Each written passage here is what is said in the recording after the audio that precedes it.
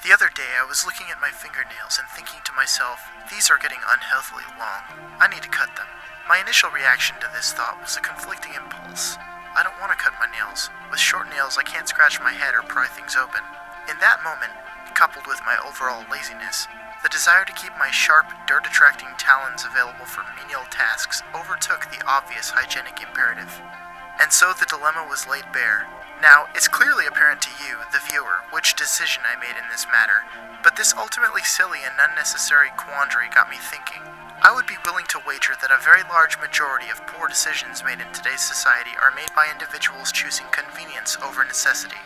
I would also bet that a major contributing factor to this phenomenon is the fact that the once clear distinction between what is necessary and what is desirable has become progressively obscured.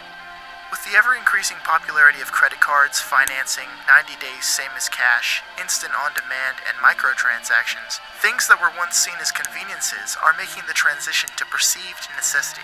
A woman shopping says, "I need that top." A man with a breaking smartphone says, "I need a new phone."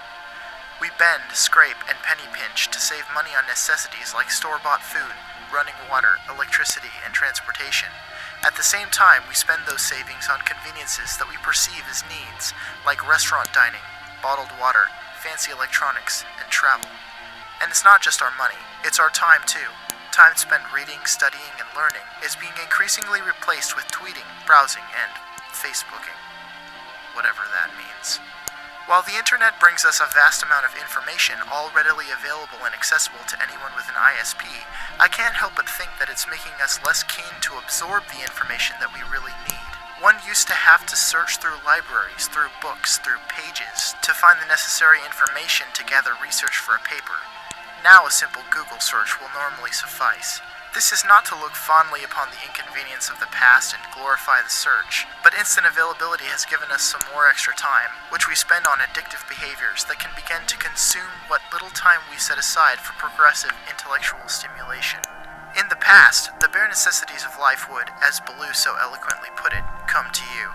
The things you needed were able to be clearly seen and acquired through the means available. But now, instead of using the claw to pick the prickly pear, we use a giant truck to harvest them, a machine to pluck the needles, and a juicer to get the sweet nectar from the fruit to our mouths. Well, maybe it doesn't go exactly like that, but you get what I mean.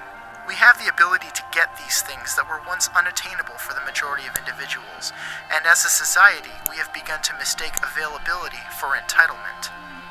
It's easy enough to say that we should return to the basics, to cut out all of the non-essentials and live simple lives, but we all know that isn't going to happen anytime soon.